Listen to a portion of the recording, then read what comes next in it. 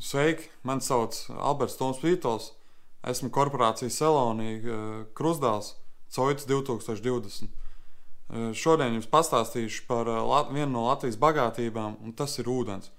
Viena no cilvēku pamatiesībām ir piekļūt drošam dzeramajam ūdenim.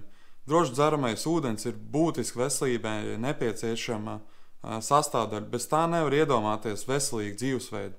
Mums par laimi drošs ūdens ir brīvi pieejams visā Latvijā, tāpēc šie fakti lielākajai sabiedrības daļas liekas pašsaprotami, taču sabiedrībā vēl joprojām ir aizspriedumi vai veca domāšana par krānu ūdeni. Tam par iemeslu ir gan telpā esošā dezinformācija, slikta pieredze, reklāmas, kas veicina šo dezinformāciju. Lai mazinātu sabiedrībai bažas par drošu ūdeni no krāna, nepieciešams to informēt par tā īpašībām un nozīmi. Pats ikdienā mājās neatsakos lietot krānu ūdeni, un kad esmu ciemos, arī to neatsakos lietot. Jo man ir pārliecība, ka šis ūdens ir droši lietojams, un tas bagātinās manu organismu. Es studēju RTU siltumgāzes un ūdens tehnoloģijas 4. kursā, kur viens no maniem pasniedzējiem ir vadošais pētnieks ūdens pētniecībā Latvijā. Un viņš man ir ļoti labi pastāstījis par ūdeni no krāna, centralizētajām ūdens apgādes saimniecībām, par kurām es jums šodien arī pastāstīšu. Ja mēs paskatāmies visā pasaules mērogā, tad situācija ir diezgan slikta. Pasaulē apmēram 1 no 4 cilvēkiem nesaņem drošu ūdeni, ko lietot ikdienā. Un apmēram 1 miljards cilvēku vispār ikdienā nesaņem nepieciešamo ūdens devu. Un lielākā problēma šajā ir valstīs, kurās ir diezgan mazs attīstības līmenis, kā Āfrikā, kur ūdens resursu bieži arī vien nemaz nav, vai arī tie ir privatizēti un šajiem cilvēkiem nepietiek līdzekļu, lai iegādātu šo ūdeni. Taču ir vēl situācijas, kā Āzijā, kā šajā kartē var redzēt, ka tur vienkārši cilvēku daudzums tik liels, ka infrastruktūra nespēja atbalstīt to.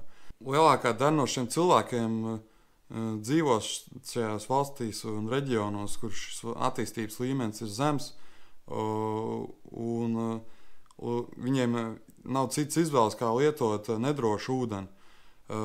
Īslaicīgi lietojot nedrošu ūdeni, var rasties dažādas slimības, kā holēra, caureja, hepatīts, dizentērija un dažādas citas slimības, kas ir atkarīgas no reģiona, kurā dzīvo cilvēki. Bet īslaicīgi lietojot kaut vai nekvalitatīvu ūdeni, tas var novest pat pie nopietnām slimībām, kā asinsvadu sašaurināšanos sirdī, dažādu muskuļu un nervu sistēmas slimībām vai arī kaulaudu bojājumiem. Ir daudz citu slimību un veselības problēmu, ko rada nekvalitīvu ūdens lietošana, bet tas ir atkarīgs no elementa tajā vai specifiskas baktērijas ūdenī, kas netiek apstrādāts vai tas tiek apstrādāts nepareizi.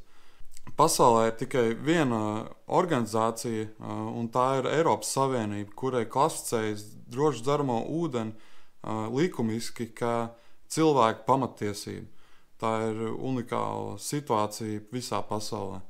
Tādēļ katrā Eiropas Savienības valstī ir jābūt centralizētam ūdens saimniecībām, kas piegādā drošu dzeramo ūdeni, un cilvēkiem tam jābūt brīvi pieejamam.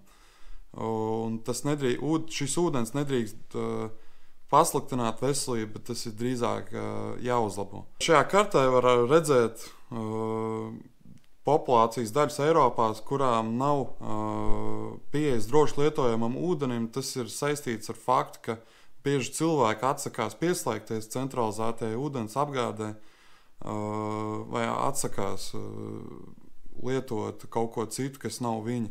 Ir valsts kā Itālija, kura ir pašlaik sasniegusi kapacitāti viegli pieejamam, lēti apstrādājamam ūdenim no zemes dzīvēm, lai varētu apgādāt ar to savu tautu un visu savu turistus. Tas ir dēļ fakta, ka viņu infrastruktūra ir samērā atpalikusi un nespēja tikt līdzi pieprasījumam. Taču viņi arī cenšas šo uzlabot, un tas tiks uzlabots, taču tas ūdens tad nebūs vairs tik lēts kā, piemēram, pie mums. Dažas no Eiropas Savienības valstīm, kuras no zemes dzīvēm pat taisno tranzīta sistēmās var padot ūdeni, jo tas iznāk no zemes ar tik augstu kvalitāti, ka tas ir principā minerāla ūdens. Taču ir jāpievērš uzmanība arī, ka ja visā Eiropas Savienībā ir piekļuve drošam dzeramajam ūdenim, tas bieži vien nav ar augstu kvalitāti vai pietiekamu kvalitāti. Un tādēļ tas var būt ar kaut kādu diskomfortu jālieto. Latvija ar brīvi pieejamiem ūdens resursiem ir viena no bagātākajām valstīm Eiropas Savienībā. Mēs patērējam tikai 4% no visiem viegli pieejamiem pazemes ūdeņiem, jeb artēziskajiem ūdeņiem. Latvijā centralizētās ūdens ieguva primāri mēs lietojam tieši šos artēziskos ūdeņus, un tikai viena no ūdens saimniecībām Latvijā lieto virszemes ūdeni centralizētajās sistēmās. Un tā ir Rīgas ūdens, kas ir apgādā visu kreiso Daugavas krastu un lielāko daļu centra rajonu.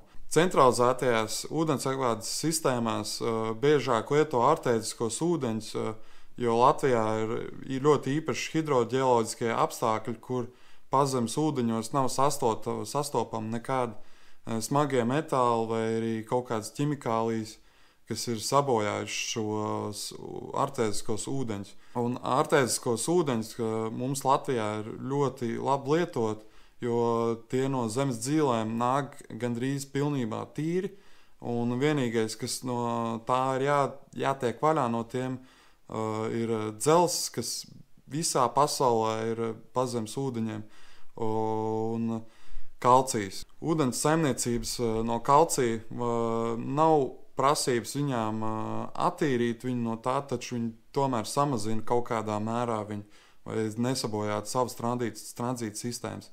Latvijā vairākas ūdens apgādes sistēmas spēja piegādāt no artēziskiem ūdeņiem jau pilnībā attīrītu un gatavu ūdeni padošanai sistēmā, taču tās arī atbrīvo to no dzelzs, lai nesabojātu kaut kādā veidā savas sistēmas, jo, kad, piemēram, jūs savā mājā neesat bijuši kādas vairākas dienas, tad tajā var izsēsties dzelzs nogulsnes, un tas diezgan ātri sabojāt visu sistēmu. Salīdzinājumam mūsu tuvākās kaimiņu valsts Lietuva, kurā pazemes ūdeņos ir sastopams augsts fluorīdu saturs, no kuriem ir ļoti grūti tikt vaļā, un tas ļoti sadārdzina šo attīrīšanas procesu. Tādēļ viņi biežāk izmanto virszemes ūdeņus, no kuriem vairāk būtu jāatbrīvojas no kaut kādiem mikrobioloģiskajiem piesārņojumiem. Otra mūsu kaimiņu valsts Igaunija ir sastopams pazemes ūdeņos liels saturs ar radioaktīviem materiāliem un smagajiem metāliem, kā svins un kadmijs, kas padara ūdeni ļoti nedroši lietojamu cilvēkam. Latvijā, kā arī visās pārējās Eiropas Savienības valstīs, Eiropas Savienība ir investējusi milzīgas summas, lai katra no šīm valstīm varētu attīstīt savas ūdens saimniecības, kurās ir pieslēgti vairāk kā 2000 apdzīvotāji. Un tieši Latvijā Eiropas Savienība pēdējo 20 gadu laikā ir investējusi 1,5 miljardus eiro, lai uzlabotu un attīstītu šīs ūdens saimniecības Latvijā. Tādēļ, principā, visas centralizētās ūdens apgādes sistēmas ir uzstādītas, atdzelzošanas iekārtas un atsevišķos reģionos, kur pazemes ūdeņos ir sastopami sulfāti, kas ir diezgan nevajadzīgi priekš mūsu ķermeņiem, ir dažādas filtrēšanas sistēmas. Bet kopumā visā Latvijā nevienā šajā ūdens saimniecībā nav ļoti sarežģītu ūdens apstrādes veidu vai padot to sistēmā. Un tādēļ pie mums šis ūdens ir daudz lētāks nekā citur ārzemēs, kur pieslēgums ir daudz dārgāks. Bet, piemēram, ir jāpievērš uzmanība, ka šīs ūdens saimniecības kaļķi samazina tikai priekš savām tranzīta sistēmām līdz drošam līmenim. Tās tomēr netiek samazinātas pietiekami priekš mūsu iekšējiem tīkliem mājās, kur šis ūdens visticamāk ir diezgan slikts priekš kā tehniskais ūdens, kas varētu bojāt dažādas mūsu sanitārās iekārtas, kā tos pašus krānus, veļas mašīnas, trauku mašīnas un citas iekārtas, kur ir ūdens pieslēgums. Ko es varētu ieteikt maisaimniecībām, kur nonāk nekvalitatīvs tehniskais ūdens, ir uzstādīt ļoti vienkāršas iekārtas, kā piemēram ionizācijas iekārtas, kur šī iekārta var vai nu izmantot sāļus dažādus, vai vienkārši strādāt kā filtrs, kas izfiltrēs ārā no tā lielāko daļu dzelzs un kalcija. Jāpievērš, ka lielāko daļu, jo dzeramajam ūdenim mums ķermenī ir jāpaliek kaut kādam kaļķim, dzelzim un magnējam, vai mēs uzlabotu savu veselību. Otrs ir diegu filtri. Tie ir pats vienkāršākais risinājums, ko vajadzētu uzstādīt principā visās maisaimniecībās. Kaut vai ja ūdenī ir diezgan mazs kaļķu saturs, tad šie filtri aizsargātu iekārtas, kas ir pieslēgts iekšā mājā pie ūdens, kā boilers, tās pašas veļas mašīnas un mūsu krāns. Un trešais variants, tas ir vairāk tēmēts uz maisaimniecībām, kuriem ir gruntsūdens pieslēgums, kā akas vai spīces. Tas būtu aktīvās ogles filtri ar vai bez sudraba. Ar sudrabu šis filtrs ir krietni dārgāks, bet tas ļoti labi dezinficē ūdeni no dažādiem mikrobioloģiskiem piesārņojumiem, kas ir tik bieži sastopams no šāda veida ūdens iegūs veidu. Ūdens kvalitātes kontroli Latvijā veic pati ūdens saimniecība, ko sauc par kārtējo monitoringu. Kārtējais monitorings ir ļoti vienkāršs un gandrīz lielākajā daļā no ūdens saimniecība tas notiek katru dienu.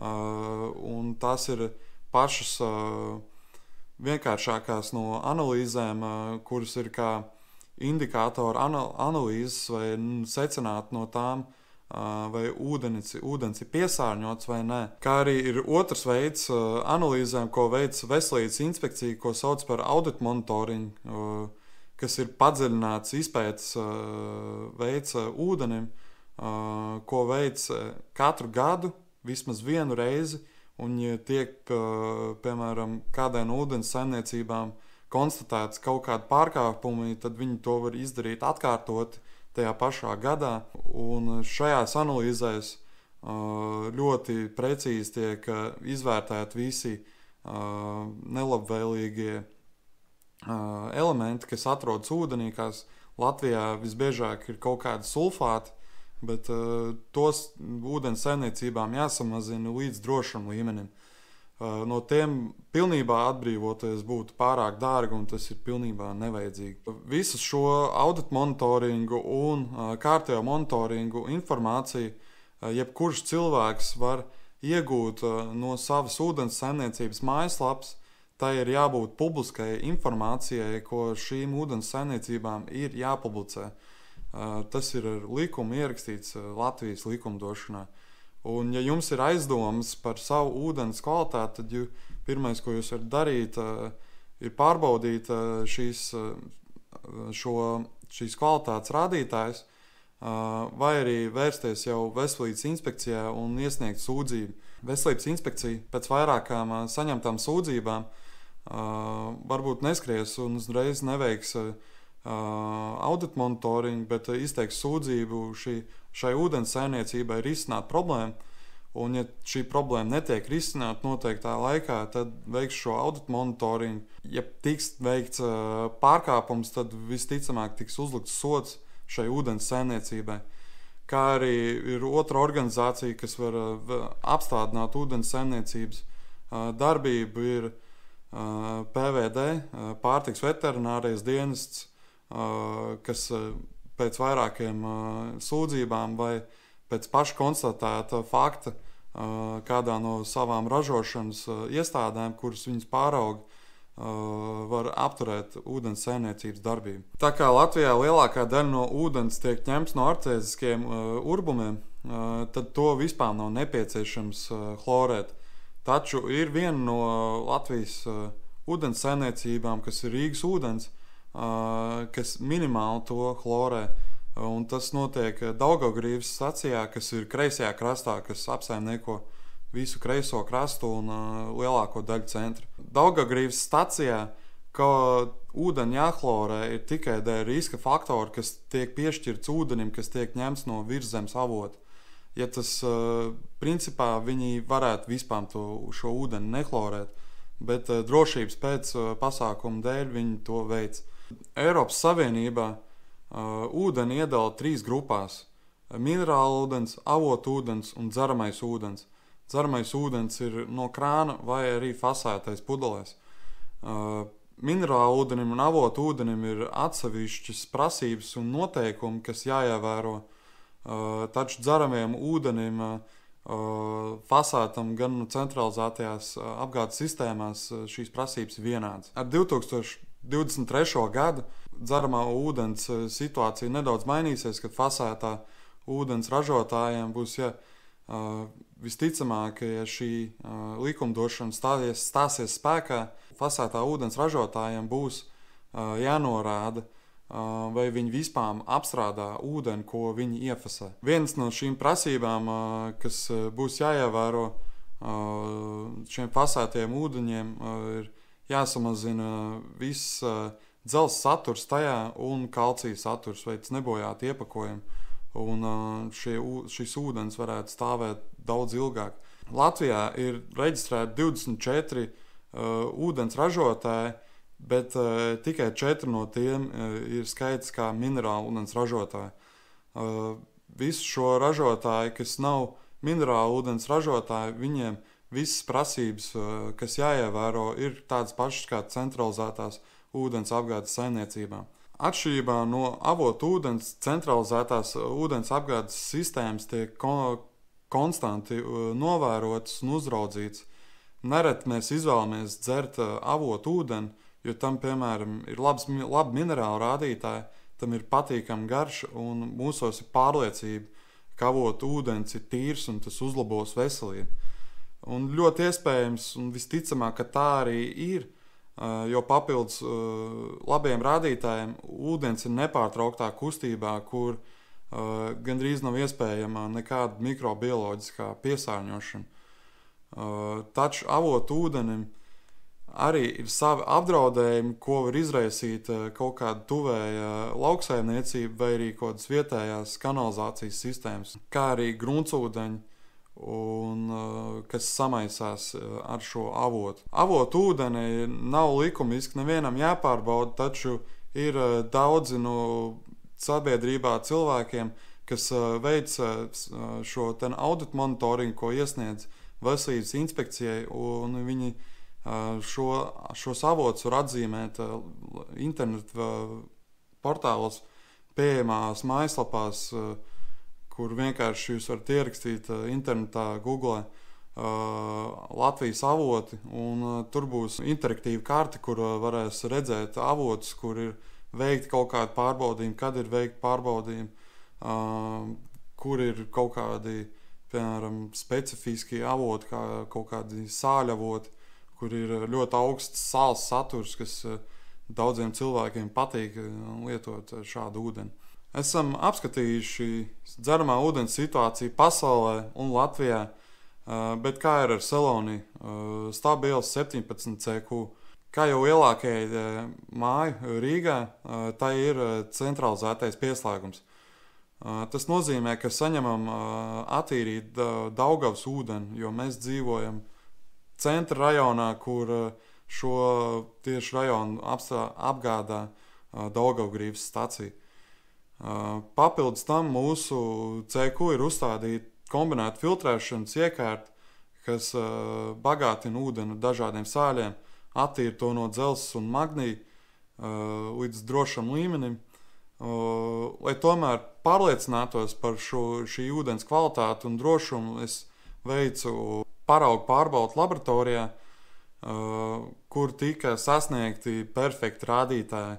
Un šie rādītāji ir principā tādi paši kā ūdenim pudelēs. Šajā slaidā mēs varam redzēt mūsu Celonijas ļoti vienkāršos indikātoru mērījumus, kas šādu veidu mērījumus var veikt jebkurš, tie ir ļoti lēti. Šis tieši mērījums izmaksāja tikai 30 eiro, un to nav pat jāveic gadā, jo, ja nav kaut kādas pārliecības par šī ūdens nedrošumu. Tad varam sākt apskatīt šos rādītājus. Pirmais ir amonija jona. Koncentrācija ūdenī nedrīkst pārsniegt 0,05 mg uz litru. Ja pieļaujamais rādītājs ir pārsniegts, tad dzerējumiem ūdenim ir pasliktināta garša un smarža. Paaugstināts amonija jona daudzums nenozīmē, ka ūdens ir nedroši lietojams, taču tam būs kaut kāda piegarša vai arī smarža. Taču, ja šis rādītājs ir katastrofāli liels, tad tas visticamāk nozīmē, ka ir nepareizi izvēlēta ūdens iegūs vieta, un šis ūdens ir piesārņots ar kaut kādu mikrobioloģisko piesārņojumu, kas ir ļoti nopietni ķermenim, var nodarīt bojājumus. Tad nonākam pie otrā, kas ir duļķēnība. Ir noteikts, ka tas nedrīkst pārsniegt šos 0,03 NTU, taču kaut vai ja tas pārsniedz, tas būs vienkārši ūdens ar nokrāsu. Duļķēnība nekādīgi nenodara bojājumus organismam. Nonākam pie trešā rādītāja, kas ir elektrovadītspēja, kas ir no šiem rādītājiem pats svarīgākais uz ūdens drošību. Ja šī elektrovadītspēja pārsniedz kaut kādus 700 mikrosīmentus, tad tas ir noteikti kaut kādā veidā sabojāts, un tajā visticamāk ir kādi smagie metāli, kas ir ļoti nedroši organismam. Nonākam pie vēl viena organoleptiskā mērījuma, kas ir garša un smarža. Tas ir principā arī atkarīgs no katra cilvēka, taču šādu mērījumu laboratorija sniedz, lai veiktu tā kā savus spriedumus, ko viņi var jums izteikt, ja jūs vēlaties uzzināt to no kaut kādiem profesionāļiem par savu ūdeni. Nonākam pie nākamā mērījuma, kas ir krāsainība. Krāsainība ūdenī norāda uz to, ka šajā ūdenī varētu būt kaut kāda veida piesārņojums, kas ir visticamāk bioloģiskais piesārņojums, kur ļoti viegli kaut kādi šie mikroorganismi sevī uzņem kaut kādus elementus, un tas ātrāk krāsojas laika periodā. Laboratorija šo mērījumu veids laika posmā, un tad sniedz šo rezultātu, kas mums ir 5 mg uz partu, kas ir tieši tā kā droši ūdens lietojuma robežās. Tad nonākam pie pēdējā mērījuma, kas ir pH. Tas ir cilvēkiem droši vien viszināmākais no mērījumiem. Šis mērījums dzeramiem ūdenim ir 6,5 līdz 9,5, kas ir 6,5 nozīmē, ka tas ir ļoti mīksts ūdens, un 9,5 ir ļoti ciets ūdens. Bet ko tieši nozīmē ciets vai mīksts ūdens? Mīkstu ūdeni cilvēkam nebūtu ieteicams lietot, jo tas nevis kaut kādā mērā uzlabo tavu veselību, bet tas tavu ķermeni izskalo no tev vajadzīgajiem elementiem. Un tas principā tuvinātos jau kaut kādam destilētam ūdenim, ko nav droši lietojams. un 9,5 tas būtu ļoti ciets ūdens, kas to var cilvēks droši lietot, taču tas radītu nopietnas bojājumus jūsu sanitārajām iekārtām. Mūsu Salonijas gadījumā mēs esam trāpījuši šādā kā zelta punktā, kas ir no 7 līdz 7,2, kas ir pats labākais rādītājs, ko var sasniegt vispār dzeramā ūdens saimniecības un piegādāt maisaimniecībām. Ja CQ nebūtu šīs filtrēšanas iekārtas, tad ūdens rādītāji visticamāk kaut kā bišķiņi pasliktinātos, kur mums būtu cietāks ūdens, uz mūsu glāzēm paliktu kaut kādi sodrē no kalcija, vai arī mūsu podos būtu kaut kāds dzeltens nokrāsas palikt. Bez šīs iekārtas paceltos šis pH līmenis, kas ir tā kā būtiskākais, kas mums mainītos. Varbūt mainītos arī šī elektrovadīt spēja, jo palielinātos dzelzs saturs ūdenī. Bet par pārējiem rādītājiem tas pilnībā šī filtrēšanas iekārta neko nemaina, un tad nebūtu nekādas starpības. Taču ir labi, ka mums ir šī iekārta, lai nebojātu mūsu iekārtas, jo mēs esam diezgan bieži lietojam šos te krānus, un tad būtu daudz jāmaina viņi. Cerams, ka šajā mazajā stāstījumā par ūdeni es esmu jūs pārliecinājis vai arī virzījis uz to pusi, ka krāna ūdeni ir droši lietot, tam var uzticēties un ka tas uzlabos jūsu veselību. Lai jums nebūtu jāstēp no veikala šīs 5 litru bačuki, jātērē lieka nauda, ko jūs varētu iztērēt kaut kur citur. Un šādi mēs arī varam dzīvot atbildīgāk pret mūsu apkārtējo vidi, kad mēs samazinātu šos sadzīves atkritumus ar šīm pudelēm. Paldies!